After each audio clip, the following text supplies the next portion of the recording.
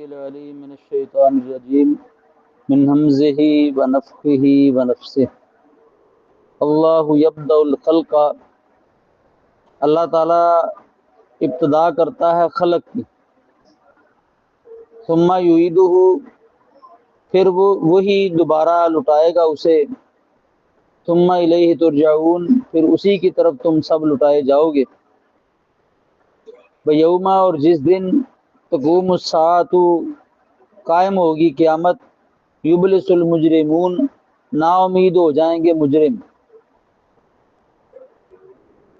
ولم یکن لہم، اور نہیں ہوں گے ان کے لیے، من شرکائہم، ان کے شریکوں میں سے، شفعاء، کوئی بھی سفارشی، وکانوا، اور ہوں گے وہ، بشرکائہم کافرین، اپنے شریکوں کا انکار کرنے والے۔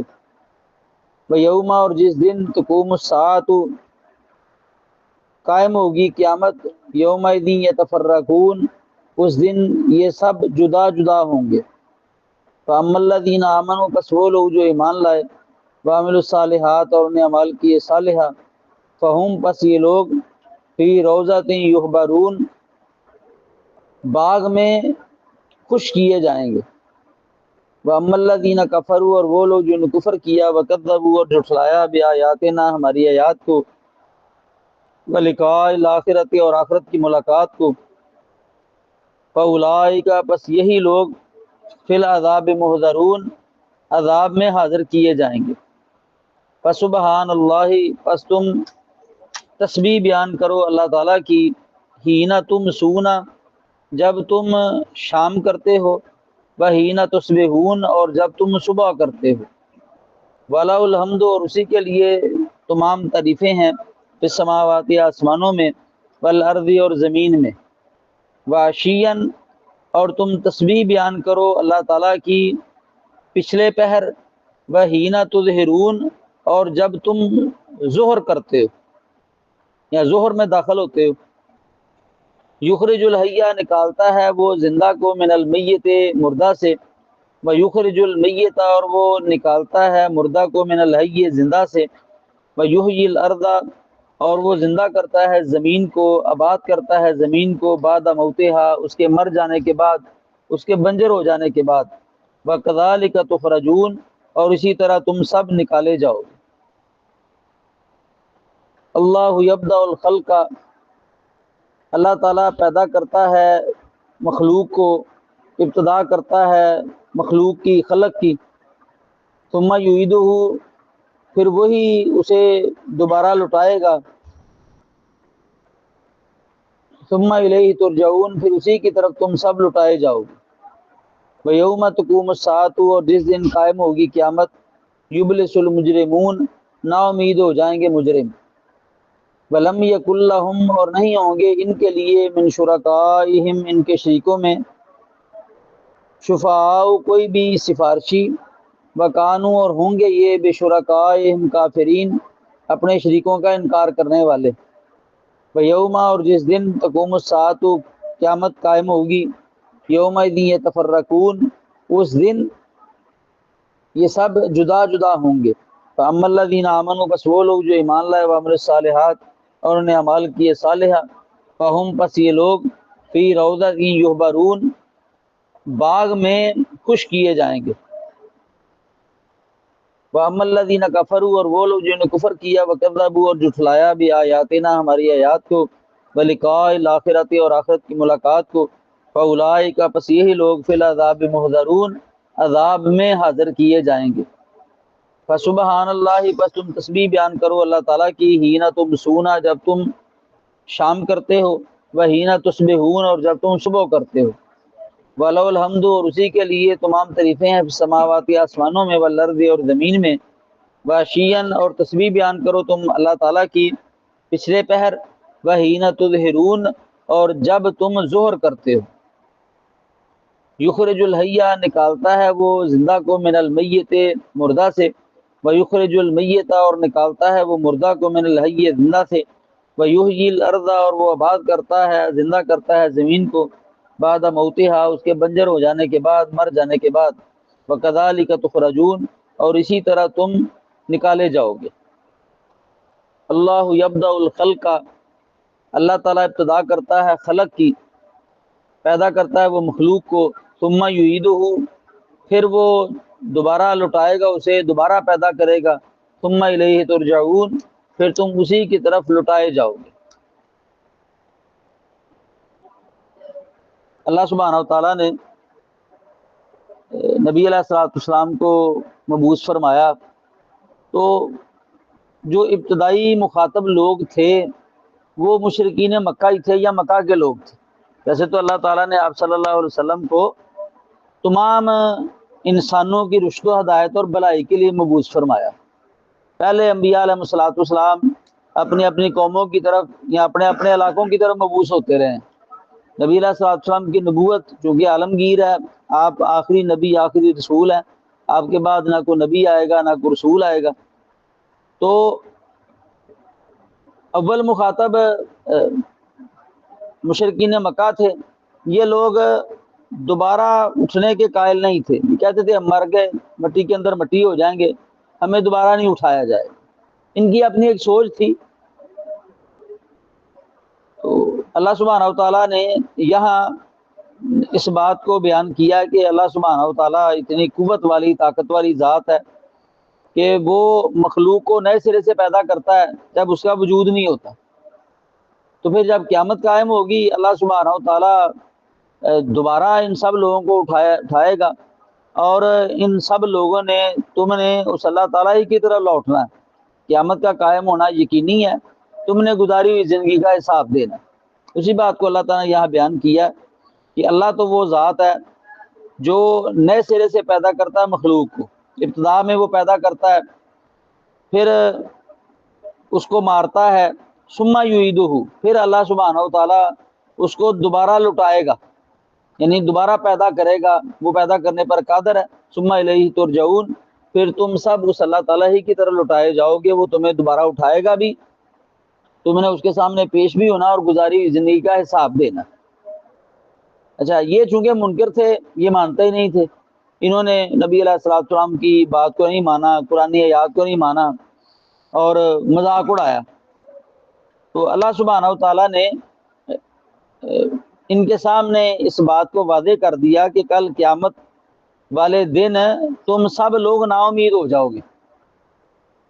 آج تو تم انکار کر رہے ہو نا، قیامت قائم ہوگی، تمہیں دوبارہ اٹھایا جائے گا، اس وقت تم اپنے بچاؤ سے نا امید ہو جاؤ گے، تم یہ سمجھو گے کہ آج بچنے کی کوئی صورتحال نہیں ہے۔ تو اللہ فرماتے ہیں وَيَوْمَ تَقُومُ السَّاعَةُ، اور جس دن قائم ہوگی قیامت، یُبْلِسُ الْمُجْرِمُونَ، نا امید ہو جائیں گے مجرم۔ آج تو انکار کر رہے ہیں نا، اب یہ سمجھتے ہیں کہ مٹی کے اندر مٹی ہو جائیں گے، ہمیں دوبارہ نہیں اٹھایا جائے گا۔ اب اللہ سبحانہ و تعالیٰ نے اٹھانا ہے، انسان کو اختیار نہیں ہے، قیامت قائم ہوگی انہیں اٹھا لیا جائے گا۔ اچھا، اب جب انہیں اٹھایا جائے گا حیران تو ہوں گے، اور وہ پھر اس وقت اقرار کریں گے کہ ہاں یہ وہ دن ہے جس کا اللہ سبحانہ و تعالیٰ نے وعدہ کیا تھا، آج ہمیں دوبارہ اٹھا لیا گیا، وہ قائم ہو گیا، تو اب ہمارے بچاؤ کی کوئی صورتحال نہیں ہے، نا امید ہو جائیں گے۔ اور ان کا نا امید ہونا بنتا ہے، کیونکہ واقعتاً بچاؤ کی کوئی صورتحال نہیں ہوگی۔ اللہ سبحانہ و تعالیٰ نے کیونکہ دنیا کے اندر ہی ان پر اس بات کو واضح کر دیا تھا کہ اگر تمہاری موت کفر پہ ہو گئی، شرک پہ ہو گئی، تم نے اللہ کو نہ مانا، اللہ کی توحید کو نہ مانا، قیامت کو نہ مانا، تو تم جہنم کے اندر جاؤ گے، تمہیں سزا دی جائے گی۔ ان کو تو پہلے کہا جا چکا تھا، وہ اس بات کو مانتے ہی نہیں تھے۔ اب انہیں اٹھا لیا گیا۔ ایک بندے کو ایک کام کی توقع ہی نہ ہو، وہ امید ہی نہ کرتا ہو کہ میں پکڑا جاؤں گا، اور وہ پکڑا جائے، تو پھر وہ بچاؤ کی صورتحال وہ سمجھتا ہے کہ مشکل ہے، کیونکہ اسے امید ہی نہیں تھی کہ وہ پکڑا جائے گا۔ تو اور ایسا بندہ جو ہوتا ہے نا، وہ جو جرائم کے اوزار ہوتے ہیں یا جرائم کے نشانات ہوتے ہیں نا، ان کو چھپاتا بھی نہیں۔ تو اللہ سبحانہ و تعالیٰ، کیونکہ اسے امید ہی نہیں ہوتی میں پکڑا جاؤں گا، تو جسے امید ہوتی ہے میں پکڑا جاؤں گا، وہ جرائم کے حالات تو وہ چھپاتا ہے نا، تو اسے تو امید ہی نہیں تھی کہ میں دوبارہ اٹھایا جاؤں گا، لہذا یہ نافرمانی کرتا رہا۔ اللہ سبحانہ و تعالیٰ ریکارڈ تیار کروا رہا تھا، اور ریکارڈ اس نے تیار کروا لیا، قیامت قائم ہو جائے گی اور یہ نا امید ہو جائیں گے کہ اب بچاؤ ممکن نہیں ہے۔ امید تو تبھی ہوتی ہے نا جب اللہ کی توحید کو اختیار کیا ہوتا، ان کے ساتھ پھر بہتر معاملہ ہوتا۔ اچھا، اب دنیا کے اندر یہ اللہ تعالیٰ کی توحید کو تو انہوں نے اختیار نہیں کیا، اب اللہ سبحانہ تعالیٰ کے کئی ایک شریک بنا دیے، پھر بات صرف شریکوں تک نہیں تھی، آگے اور عقائد بھی گڑھ لیے، شریک بھی بنایا اور کہا کہ یہ بھی الہ ہے، یہ بھی ہماری حاجت روائی کرتے ہیں، مشکل کشائی کرتے ہیں۔ جس طرح آج بہت سارے لوگوں کے ذہنوں میں شیطان نے یہ بات ڈال دی ہے کہ جو اللہ کے نیک بندے ہیں یہ حاجت روائی بھی کرتے ہیں، مشکل کشائی بھی کرتے ہیں، اور ان کو مدد کے لیے پکارتے بھی ہیں۔ ان کے بارے میں انہوں نے عقیدہ گڑھا ہوا ہے آج کے مسلمانوں نے کہ یہ ہمارے سفارشی ہوں گے، ہماری سفارش کریں گے، ہم ان کی بیعت ہے، لہٰذا ہمیں نیک اعمال کرنے کی ضرورت نہیں ہے، نمازیں پڑھنے کی ضرورت نہیں ہے۔ اور جو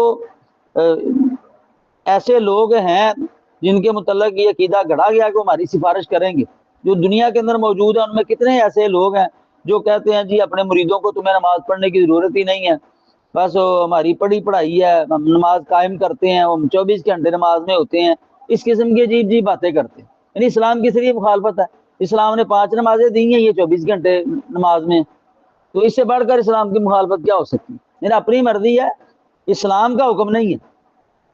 تو اسی طرح کا عقیدہ انہوں نے بھی گڑھا ہوا تھا، اصل میں یہ وہی عقیدہ انہوں نے اختیار کیا، اور اللہ تعالیٰ نے قرآن مجید میں اس کو بیان کیا۔ وہ ان بتوں کے بارے میں کہتے تھے ہؤلاء شفعاؤنا عند اللہ، یہ اللہ تعالیٰ کے ہاں ہمارے سفارشی ہیں، ہمیں بخشوا لیں گے۔ یہ عقیدہ انہوں نے آج وہ اللہ کے نیک بندوں سے رکھ لیا کہ یہ ہمیں بخشوا لیں گے، ہم ان کی بیعت ہے، ہماری سفارش کریں گے۔ اچھا، اب دنیا کے اندر تو یہ امید کرتے تھے نا کہ ہمارے حاجت روا مشکل کشا ہیں، ہماری بخشش کروا لیں گے، اگر قیامت قائم ہو بھی گئی تو یہ ہمارے سفارشی ہوں گے۔ آج دنیا میں اللہ نے ہمیں مال و دولت دیا ہوا ہے، وہاں بھی ہمیں مل جائے گی، ہمیں ملے گی، کسی اور کو نہیں ملے گی۔ تو کل قیامت والے دن ایک تو یہ اپنے بچاؤ سے نا امید ہو جائیں گے کہ بچاؤ کی صورتحال نظر نہیں آ رہی، کیونکہ انہیں اٹھا لیا گیا، انہیں امید ہی نہیں تھی۔ پھر جو ان کا ایک عقیدہ تھا، ذہن تھا کہ ہمارے شریک سفارشی ہوں گے، وہ سفارش بھی نہیں ہوگی۔ اسی کا تذکرہ اللہ سبحانہ و تعالیٰ نے کیا، وَلَمْ يَكُنْ لَهُمْ، اور نہیں ہوں گے ان کے لیے، من شرکائہم، ان کے شریکوں میں سے، شفعاء، کوئی بھی سفارشی، وہاں یہ سفارش بھی نہیں کر سکیں گے۔ سفارش تو ہوگی اللہ سبحانہ و تعالیٰ کے ہاں، لیکن وہ اللہ کے حکم سے ہوگی، اللہ جس کو اختیار دے گا، حکم دے گا، وہی سفارش کرے گا۔ جس کے بارے میں اللہ تعالیٰ فرمائیں گے کہ ان کے بارے میں سفارش کر لو، وہ انہی کے بارے میں کرے گا، اپنا اختیار تو کسی کے پاس نہیں ہے۔ تو اللہ متے ان کے جو شریک ہے نا، وہ سفارش بھی نہیں کر سکیں گے، کوئی سفارشی نہیں ہوگا۔ وَكَانُوا بِشُرَكَائِهِمْ كَافِرِينَ، اور ہوں گے وہ اپنے شریکوں کا انکار کرنے والے، یعنی اس وقت وہ شریکوں کا انکار کر دیں گے، اس وقت انکار کرنا فائدہ نہیں دے گا۔ اب دنیا میں یہ انکار کرتے یا کر لیتے یا کریں تو ان کے لیے بہتر ہے نا، اللہ کی توحید کو اختیار کریں۔ دنیا میں یہ ان کا انکار کر لیتے، اللہ کی توحید کو اختیار کرتے تو بچ جاتے۔ تو قیامت والے دن یہ اپنے شریکوں کا انکار کر دیں گے، بلکہ سخت بیزار ہو جائیں گے، اللہ سے کہیں گے کہ یا اللہ انہوں نے ہمیں گمراہ کیا، انہیں جہنم کے اندر پھینک 2 گنا عذاب دے۔ تو آگے سے وہ پیر بھی کہیں گے کہ یا اللہ یہ کو ہم سے زیادہ ہم ان سے زیادہ عذاب کے مستحق نہیں ہیں، یہ بھی ہمارے ساتھ برابر کے شریک ہیں، انہوں نے بھی کئیوں کو گمراہ کیا۔ تو اللہ فرمائیں گے تم سب کے لیے 2 گنا عذاب ہی ہے، تم نے جہنم کے اندر ہی جانا، تو کوئی سفارشی بھی نہیں ہوگا، بچاؤ کی کوئی صورتحال بھی نہیں ہوگی۔ اچھا، اگر ہم غور کریں نا تو 3 چیزیں ہو سکتی ہیں، تینوں میں سے کوئی ایک ان کی سفارشی بن سکتی تھی یا سفارش کر سکتی تھی، لیکن وہ سفارش کر نہیں سکیں گے۔ کیوں؟ پہلی بات، انبیاء علیہ السلام، فرشتے، اللہ کے نیک بندے وغیرہ، یہ ان کے لیے سفارش کرتے ہیں، لیکن یہ کریں گے نہیں۔ کیوں؟ ان کا سفارش والا عقیدہ تھا شرکیہ۔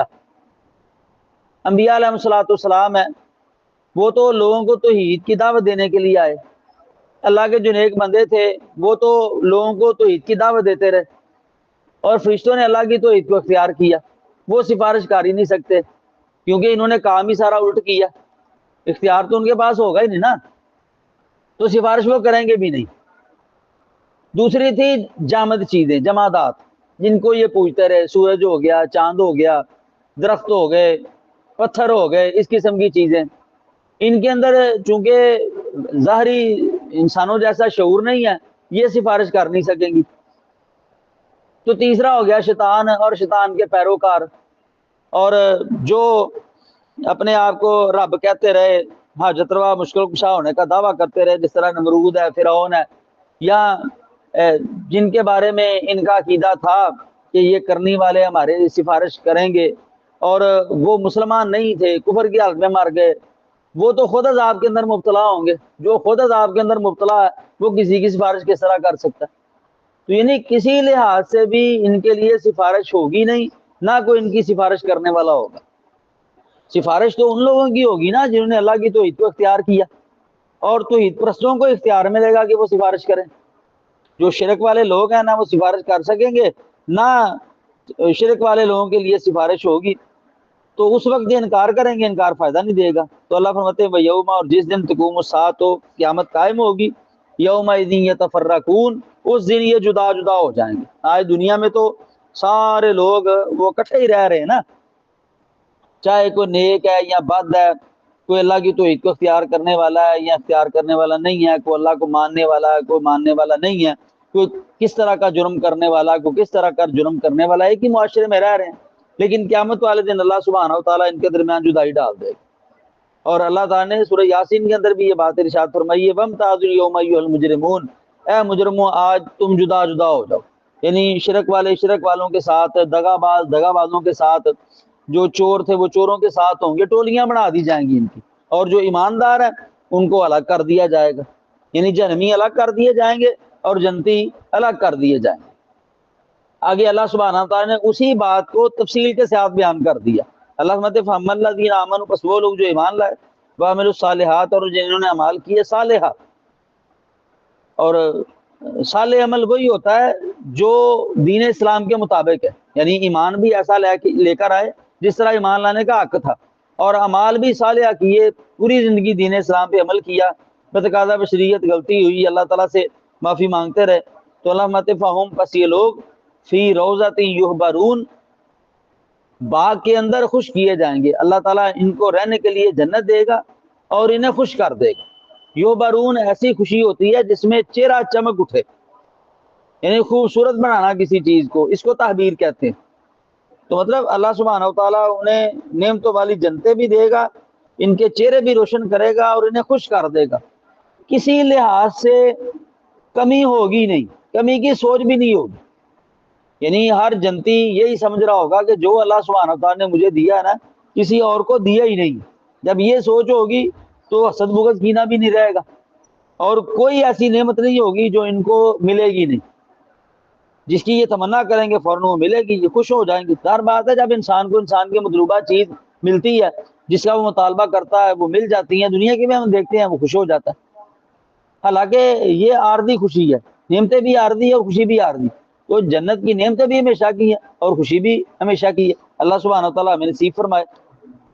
وَأَمَّا الَّذِينَ كَفَرُوا، اور وہ لوگ جنہوں نے کفر کیا، وَكَذَّبُوا، اور جھٹلایا بِآیاتِنَا، ہماری آیات کو، وَلِقَاءِ الْآخِرَةِ، اور آخرت کی ملاقات کو، فَأُولَٰئِکَ، پس یہ لوگ فِی الْعَذَابِ مُحْضَرُونَ، عذاب میں حاضر کیے جائیں گے۔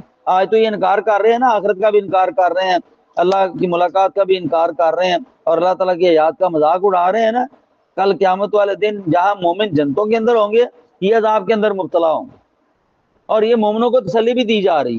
ساری بات ہے سورت مکی ہے، صحابہ کرام رضوان اللہ علیہ مجمعین جب ایمان لے کے آئے یا یہ اسلام کی دعوت دیتے تو یہ لوگ مذاق اڑاتے، تو تکالیف دیتے، تو مومنوں کو ایک قسم کی خوشخبری بھی دی گئی ہے کہ دنیا کی تکلیفیں، دنیا کی زندگی عارضی ہے، برداشت کر لو، اگر تم ہمیشہ کی خوشی چاہتے تو اللہ تعالیٰ تمہیں ہمیشہ کی خوشی عطا فرمائے گا، جنت کی شکل میں، اپنی رضا کی شکل میں، اپنے دیدار کی شکل میں، اور یہ جو آج مذاق کرنے والے چودھری بنے ہوئے نا، ان کے لیے پھر ہمیشہ کی جہنم ہے، یہ ہمیشہ عذاب کے اندر ہی مبتلا رہیں گے۔ فسبحان اللہ، پس تم اللہ تعالیٰ کی تسبیح بیان کرو۔ تسبیح کا مطلب ہوتا ہے اللہ تعالیٰ کو ہر قسم کے عیب اور نقص سے پاک قرار دینا، تو تم اللہ تعالیٰ کی تسبیح بیان کرو، ہینا، جب، اس وقت، تم سونا، جب تم شام کرتے ہو، وہینا تصبحون، اور اس وقت جب تم صبح کرتے ہو، وَلَهُ الْحَمْدُ، اور اسی کے لیے تعریفیں ہیں فی السماوات، آسمانوں میں، وَالْأَرْضِ، اور زمین میں، وَعَشِيًّا، اور اس وقت تم تسبیح بیان کرو جب تم پچھلا پیر کرتے ہو. جب پچھلا پیر ہوتا ہے نا عصر کا وقت, تم نے اس وقت اللہ کی تسبیح بیان کرنی ہے. وحین تظہرون, اور اس وقت تسبیح بیان کرو جب تم ظہر کرتے ہو. تو مطلب کیا کہ ہر وقت اللہ تعالیٰ کی تسبیح بیان کرتے رہو. اکثر اہل علم نے قرآن مجید کی اس آیت سے 5 نمازیں ثابت کی. وہ کہتے ہیں کہ تسبیح تو کرنی ہی کرنی ہے. تو تسبیح کا بہترین جو موقع ہوتا ہے نا وہ نماز ہے. نماز کے اندر بھی تسبیح ہوتی ہے, اللہ کی بڑائی بھی ہوتی ہے, حمد بھی ہوتی ہے, تسبیح بھی ہوتی ہے. نماز کے بعد اذکار میں بھی اللہ سبحانہ و تعالیٰ کی بڑائی بھی ہوتی ہے, ہم اللہ اکبر کہتے ہیں, اللہ تعالیٰ کی حمد بھی ہوتی ہے, ہم الحمدللہ کہتے ہیں, اللہ کی تسبیح بھی ہوتی ہے, ہم سبحان اللہ کہتے ہیں.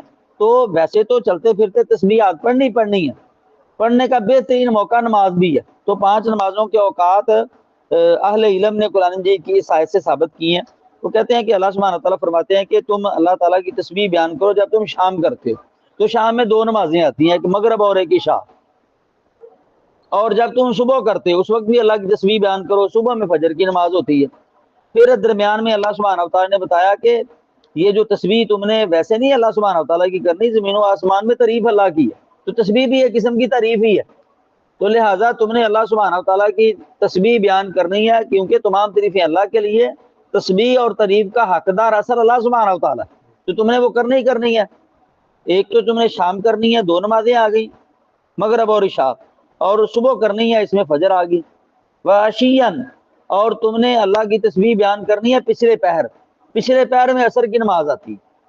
4 نمازیں ہو گئی. وحین تظہرون, اور جب تم ظہر کرتے ہو تو اس میں ظہر آ گئی. تو 5 نمازوں کا ثبوت قرآن مجید کی اس آیت سے ملتا ہے کہ اللہ سبحانہ تعالیٰ نے ان 2 آیتوں کے اندر وہ 5 نمازوں کا بھی تذکرہ کیا, اور کثرت سے مسلمانوں کو, ایمان والوں کو تعلیم دی ہے, حکم دیا کہ تم نے تسبیح بیان کرنی ہے, اللہ سبحانہ تعالیٰ کی حمد کرنی ہے. اگر تم ہمیشہ کی نعمتوں والی زندگی چاہتے ہو اور وہ جنت کی زندگی, تم اللہ تعالیٰ کی تسبیح بیان کرو, نمازیں پڑھو, اللہ کی توحید کو اختیار کرو, تو اللہ سبحانہ تعالیٰ اپنے فضل و کرم سے تمہیں نعمتوں والی جنت عطا کرے گا. وہ بڑی قدرت والی, طاقت والی ذات ہے, اس کا ہر چیز پر اختیار ہے. پھر اللہ سبحانہ تعالیٰ نے اپنا ایک اختیار بیان کیا. اللہ سبحانہ یخرج الحیہ, وہ اللہ نکالتا ہے زندہ کو من المیت, مردہ سے. ویخرج المیت من الحی, اور وہ نکالتا ہے مردہ چیز کو زندہ سے.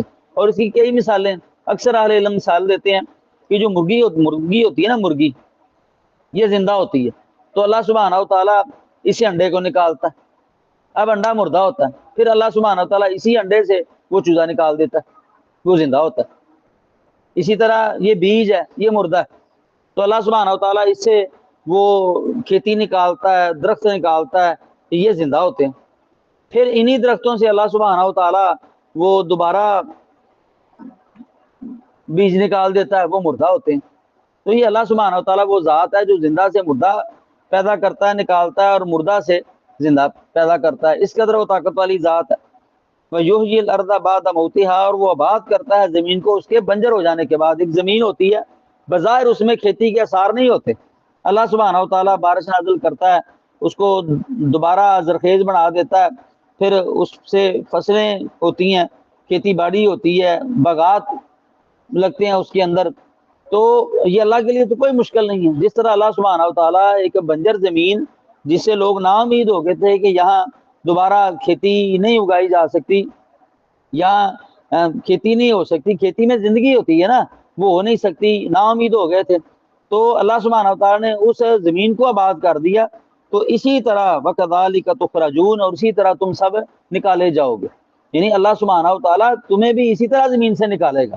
تم تو ادھر نا امید ہو گئے ہو نا کہ ہمارے آباء و اجداد مٹی کے اندر مٹی ہو گئے, جس طرح کی یہ مشرکین مکہ باتیں کرتے تھے, تو انہیں کون نکالے گا؟ اللہ فرماتے ہیں جس طرح اللہ تعالیٰ بنجر زمین کو آباد کرتا ہے نا, وہ زندہ کو مردہ سے زندہ کو پیدا کرتا ہے, اسی طرح اللہ قیامت والے دن تمہیں دوبارہ زندہ کرے گا. جو اللہ سبحانہ تعالیٰ نے باتیں بیان کی ہیں وہ پوری ہوں گی, کیونکہ اللہ سبحانہ تعالیٰ نے جو وعدہ کر لیا, اللہ نے جو بات کر لی, وہ بالکل برحق ہے اور سچ ہے.